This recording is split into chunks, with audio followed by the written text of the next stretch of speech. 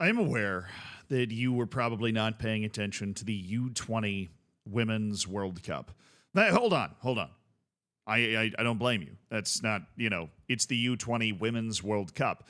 But if you weren't, which is most of you, some crazy shit happened that I need to emotionally unpack with you.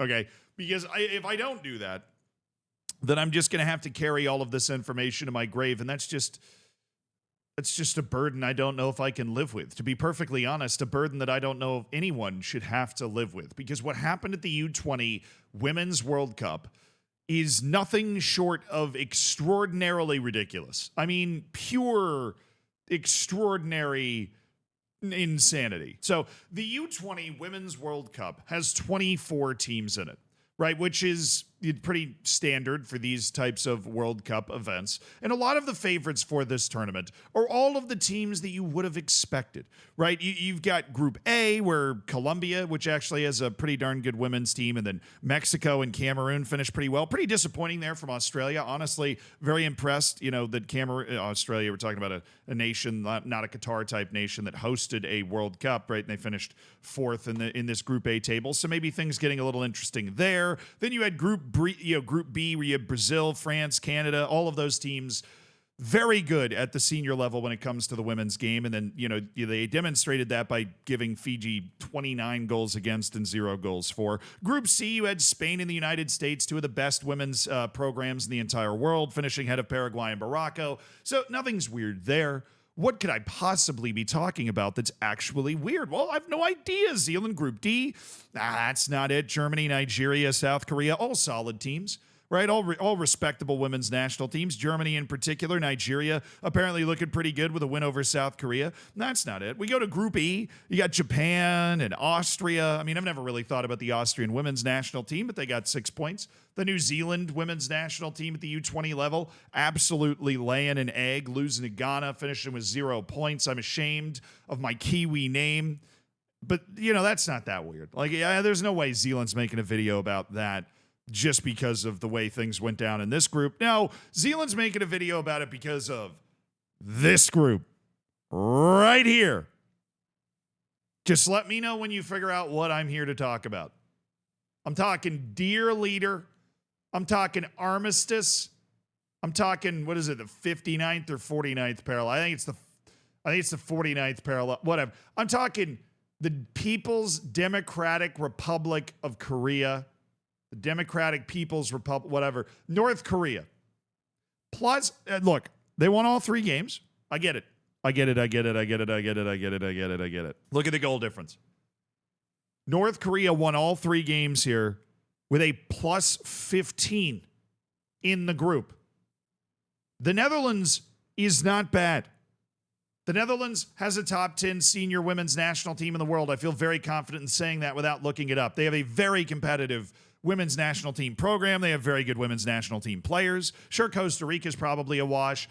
Argentina is not in that top class of women's national teams, but they finished at the same level that the Netherlands did. So you're thinking maybe the Netherlands isn't actually that good. But North Korea dropped the single best goal difference at this entire tournament. Better than Japan, better than the United States, better than Spain, better than fucking Brazil, who got to play an island, right? Granted, Fiji is actually an island that I believe has a larger population than Iceland, something like that. But Fiji, obviously not known for its football, and Brazil still couldn't get its goal difference above it. And you know what? North Korea did not get to play against Fiji, right? Their easiest game was against Costa Rica, whose goal difference was less than half as bad as the Fijians. So this is ridiculous.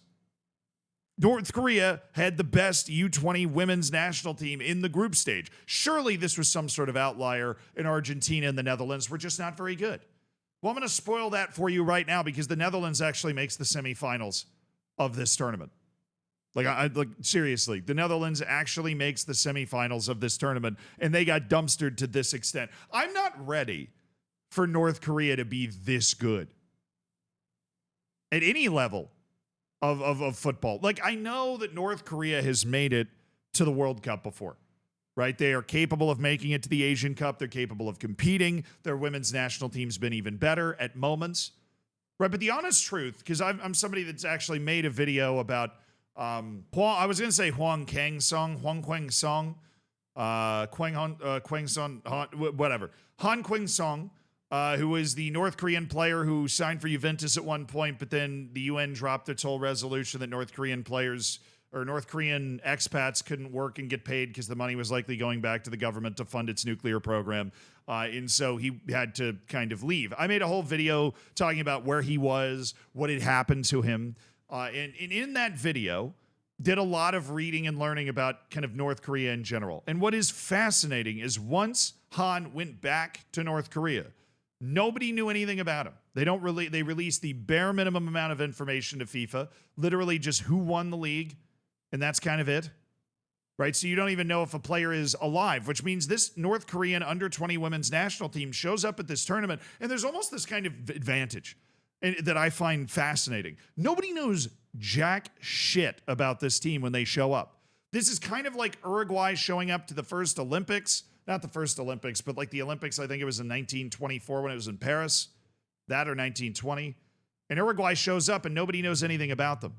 And so what Uruguay actually does at this tournament, this is an interesting bit of football history, is they're going to start playing against these European teams who, of course, if you met Europeans in the 1920s, assume they are far superior to anything that Uruguay is going to be putting together. But they decide to scout their training anyways, and the Uruguayans intentionally train horribly so that the Europeans are vindicated in their belief that they are way better than the Uruguayans, to the point that at the start of the first match, whoever Uruguay was playing, it was like maybe Czechoslovakia, I don't remember.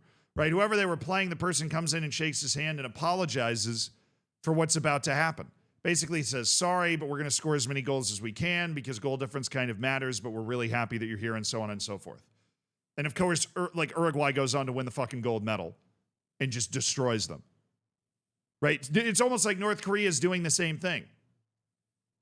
Except they're doing it by just being a hermit kingdom somehow in a modern world, right? Being this hermit state, just this deplorable hermit state, right?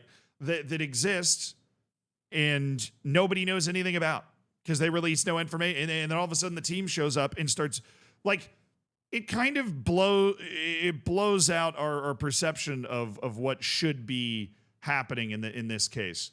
And I don't know. If you can't tell, North Korea is obviously a muse for me. I find North Korea endlessly interesting in all of the horrific ways, right? Like, I find North Korea really fascinating, the fact that it's able to exist, and more so the fact that it is able to actually put together a team in a team sport that can come out and do this. And they are all led by a girl named Choi Il-sun, who is 17. Again, I guess we don't really know that for sure, right? Maybe that's the point. Maybe that's the reason that they're able to compete at this U20 level. Maybe all of these girls are just like super duper not, under 20 years of age, right? But this girl is allegedly born on the 1st of January, which is definitely a suspicious birthday, 2007. She's only 5'2". It's not like there's a giant physical advantage. Maybe there's a mental and emotional advantage of being older, but she's only 5'2", and I always love when you look at North Korean players. Senior career, they're listed as playing for a team.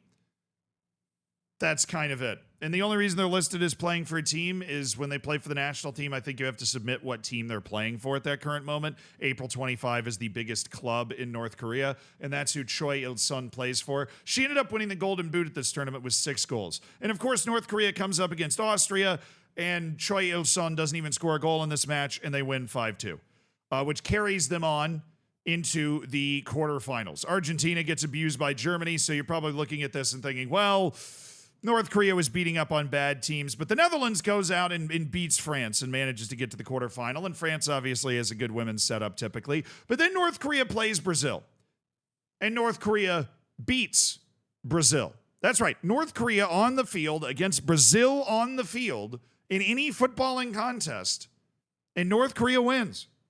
49th minute, Chae Un-yong in front of nearly 6,000 people in Medellin, Colombia, right?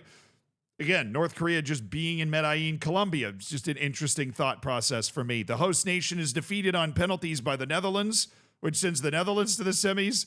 The United States wins on penalties against Germany, and Japan beats Spain. Every other team playing in this tournament except for North Korea is a traditional women's national team fucking powerhouse. Just fascinating. It's just weird that this happened. I can't believe necessarily that this is real, which it could not be because I didn't watch it. And also, the United States scored in the 98th and 99th minute to eventually force penalties after Germany scored in the 92nd minute to take a 2-0 lead. So fucking crazy matches happening all over the place here. Netherlands equalized against the host nation in the 85th minute. And then the penalty shootout, the losing teams in the penalty shootout combined to score 1 goal. And then North Korea beat the United States. I can only imagine how much that was broadcast in North Korea. If I was in the North Korean PR agency, if I was on that state media site wearing, traditional Korean attire from the 1800s, right? I wouldn't have shut up about this for a week. I would have been talking about this for a month, a year straight, because you don't have to make it up. It doesn't have to be edited. The North Korean women's U20 team actually beat the U.S. women's U20 team in the semifinal. Actually beat them. You don't have to pretend the final score was different or anything. You actually won the game. What a gift for the dear leader. What an unstoppable gift for that dear leader. Japan won against the Netherlands, which meant the final. The U.S. finished third, by the way. The final was North Korea against Japan, which, again, another team that North Korea would just be super happy to beat. I took a Korean history class in college. And Japan and Korea in general, South and North Korea, not friends, don't like each other, a lot of death, a lot of shooting, classic, kind of almost European sort of old rivalry, and North Korea got to win that one too. So the North Korean PR agency must have been absolutely losing its mind. But maybe the craziest thing, not only that 33,000 people were there for this match watching a North Korean team win an actually accredited World Cup title of a football contest on the field, won by North Korea. It was their fucking third title. This is the third time that North Korea has won this tournament. The third time. They won it in 2006, and they won it in 2016 in a tournament hosted in Papua New Guinea, which there's so many things to unpack there. But North Korea is now, I believe, looking at this, tied for the most under-20 women's World Cup titles with any team. The U.S. and Germany also have 3 titles, making North Korea arguably the best U20 women's national team on the planet. Granted, there is basically no way, I can't stress that enough, to verify they're all actually under 20. But at a certain point, when you can kind of balance the scales with the whole famine thing, right? And the whole world locked in syndrome that they're going over. They're actually they're going on the field against these other teams and actually winning. Crazy. That happened. That's real. North Korea is a current U20 World Cup champion for the third time. 3.